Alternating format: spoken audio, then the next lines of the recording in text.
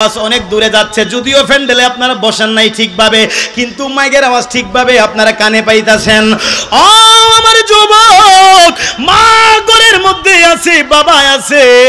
আল্লাহ রসুল কই যার ঘরের মধ্যে মা আছে, বাবা আছে, আব্বা আম্মা থইয়া খেদমত কইরা, ভালোবাসা মহব্বত কইরা, সেবা যত্ন কইরা যারা আল্লাহর জান্নাতি হইতে পারলো না, ওই আল্লাহর বান্দা যেন ধ্বংস হয়ে যাক। আমার রসুল কয় আমিন আমিন।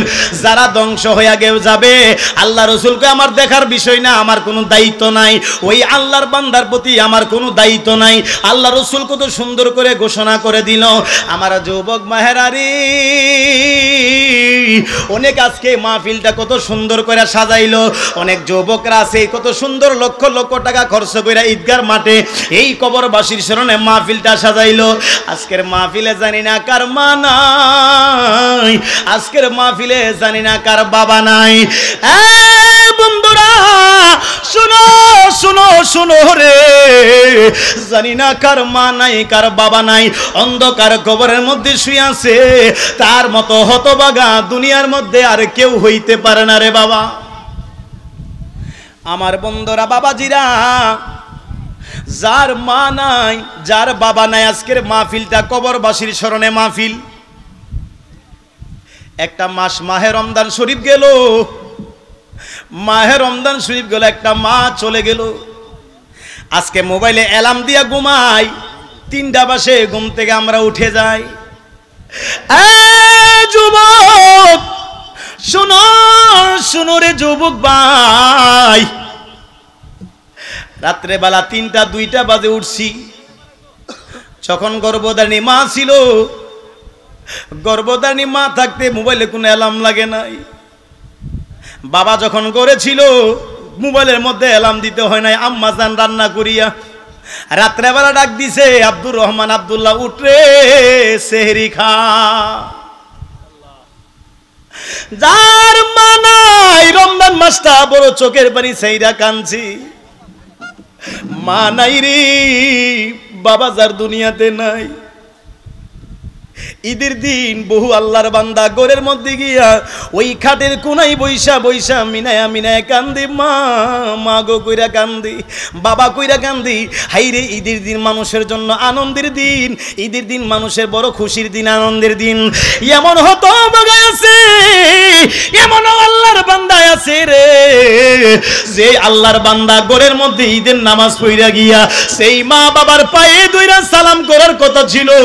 ওই গর্ভধারিণী মা দুনিয়ার মধ্যে নাই, ওই বাবা দুনিয়াতে নাই। আমার বন্ধুরা, বাবাজিরা, যার মা নাই সে বুঝে মা হারা ব্যথা। এই জন্য আমার কাইতলার ও আমার পূর্বপাড়া মধ্য সমাজের আমার যুবক ভাইয়েরা বলে দিয়া যায়, আপনারা এই মাহফিলটা সাজাইছেন, যাদের ঘরের মধ্যে মা আছে অথবা বাবা আছে, আল্লাহ রসুল ডাক দিয়া কয়, দুনিয়ার উম্মত শুনো শুনো, যার ঘরের মধ্যে মা বাবা আছে, তার ঘরের মধ্যে আমার আল্লাহর জান্নাতের 2টা দরজা খালা খোলাই আছে। একবার জুড়ে জুড়ে কি বলবেন না সুবহানাল্লাহ। পিতার মুখেতে মায়ের মুখেতে যে তুল্লা দিল খানা, সেই খানা পাইরা বানা। ও আমার পিতাকে, আমার মাতা কি, আমার পিতা কি, আমার মাতা কি করিতে পারি নাই খেজমত, করিও নবীর উম্মত, করিও নবীর উম্মত। আমার পিতাকে, আমার মাতাকে করিতে পারি নাই খেজমত, করিও নবীর উম্মত, করিও নবীর উম্মত। আমার বাবাজিরা, বন্ধুরা, যাদের ঘরের মধ্যে মা বাবা আছে, অনেক আমরা মারে দমক মারি, অনেক আমরা বুড়া বাবারে দমক মারি না, নাইটা কইরেন না। আব্বা আম্মারে দমক দিয়ে আপনি 5 ওয়াক্ত নামাজ পড়েন, আব্বা আম্মারে দমক দিয়ে আপনি তাহাজ্জুদ নামাজ পড়েন, আব্বা আম্মারে দমক দিয়ে আপনি হজ করছেন, 2 বার 4 বার 5 বার 40 বার গিয়ে হজ করছেন। আল্লাহর জাতের কসম করে বলে দিয়া যায় একটা হজও কবুল হবে না। আব্বা আম্মার মনে আঘাত দিয়া গিয়ে আপনি 5 ওয়াক্ত নামাজ পড়েন, নামাজ কবুল হবে না। আব্বা আম্মার মনে আঘাত দিয়া বউর জন্য মারে গিয়া দমক মারে, বউর প্রেমে পইরা বাবারে গিয়া দমক মোড়ে। আমার বন্ধুরা বাবাজিরা আল্লাহর জাতের কসম করে বলে দেয়া যায়, নতুন বিয়ে করে মনে আল্লাহর বান্দা যুবক আছে, সেই যুবকেরা মারে দমক মারে, বাবারে দমক মারে। আমার বন্ধুরা সাবধান করে দিয়ে গেলাম, মা কেমন জিনিস এখনো বুঝলা না। আমার বন্ধুরা নামাজ পড়া যেমন ফরজ, ঘরের মধ্যে মা বাবা থাকলে ওই আব্বা আম্মার সেবা যত্ন করা আপনার আমার জন্য ফরজ। জোরে জোরে কি বলবেন না সুবহানাল্লাহ। আজকে বহু যুবক বাবারে বুড়া কয়, মারে বুড়ি কইয়া দমক দেয়। মা কেমন জিনিস আজকে বুঝবেন না। ও যুবক ভাইরা, যেদিন মা হারাইবা, যেদিন বাবা হারাইবা, মা ঘরের মধ্যে থাকলে মার খেদমত করবা। মার খেদমত কইরা জান্নাত মিলে। মার দোয়া থাকলে আমার বন্ধুরা বাবাজিরা জান্নাত পাওয়া যায়। মার দোয়া থাকলে আমার বাবাজিরা দুনিয়ার ফকির বাদশা হয়ে যায়। মা বাবার দোয়া থাকলে, কথা কোন ঠিক কিনা? মা বাবার দোয়া থাকলে আপনি দুনিয়ার বাদশা হইতো কতক্ষণ। আর বাপ মার দোয়া না থাকলে আপনি যতই বড়ই আলেম হন না কেন, মুফতি হন না কেন, গাজী হন না কেন, ইমাম সাহেব হন না কেন, হাজী সাহেব হন না কেন, সর্দার সাহেব হন না কেন, মেম্বার সাহেব হন না কেন, যত বড় কিছু হন না কেন, বাপ মার দোয়া ছাড়া কেউ সম্মানী হতে পারে? বাপ মার দোয়া এমন একটা দোয়া। দেখেন না তাহিরি সাহেব কয় আমি আজকে এতটুকু আসছি একমাত্র আবার বাপ মার দোয়া। দেখবেন সব মাহফিলের মধ্যে উনি বলে একটা কথা যে আমার মা বাপের দোয়া আছে। তাহলে বোঝা গেছে দুনিয়াতে তো বড় কোনো আলেম হইতে গেল বাপ মার দোয়া ছাড়া আপনি আলেম হইতে পারবেন না।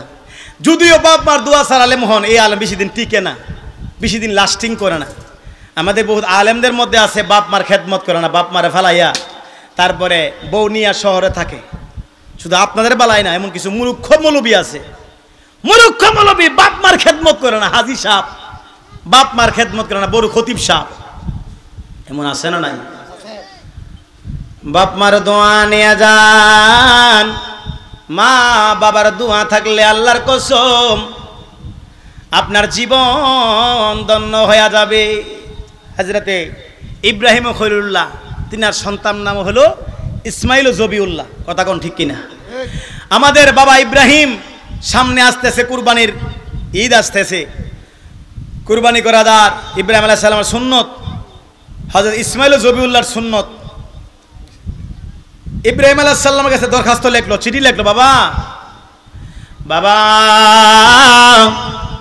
আমি নতুন বিয়ে করেছি, আসেন বউ দেখা যান।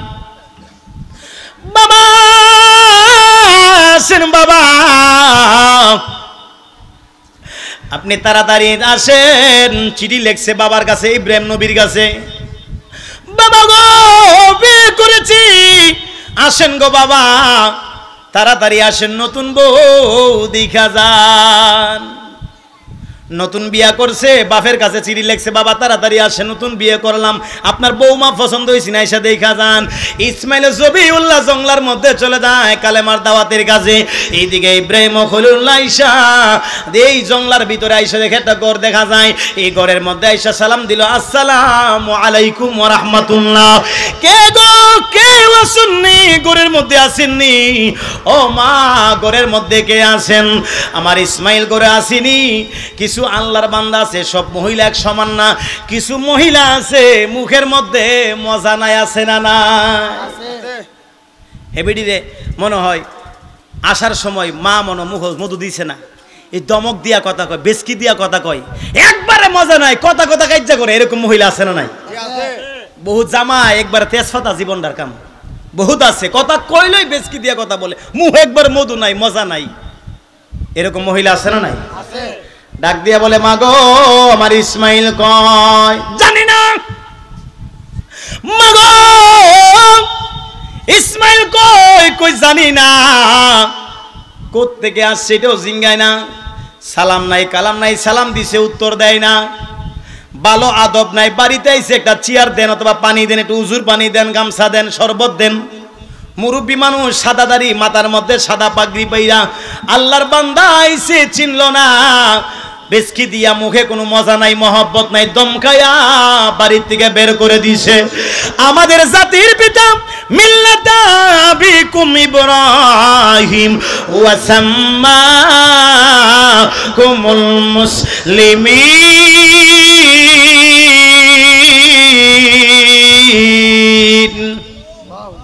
আমার আল্লাহ কয় মুসলমানদের জাতির পিতার নাম হলো ইব্রাহিম খলিলুল্লাহ। জোরে কন্যা সুবহানাল্লাহ।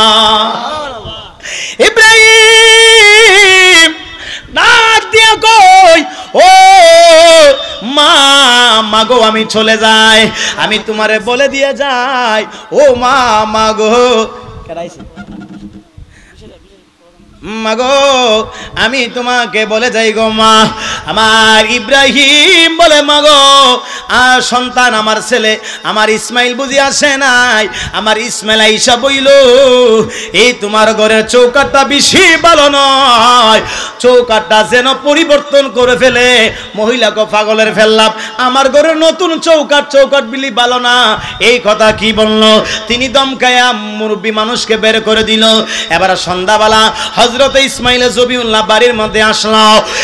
ইসমাইল শুনেন স্বামী গো, একজন মুরব্বী আসছিল, ওই মুরব্বী আসার পরে আমার বন্ধুরা বাবাজিরা, মুরব্বী আসার পরে তিনি আমাকে জিজ্ঞাসা করছে, আমার বলছে ইসমাইল কই, আমি বলছি ঘরে নাই, সালাম কালাম দেয় নাই, চিনি না জানি না।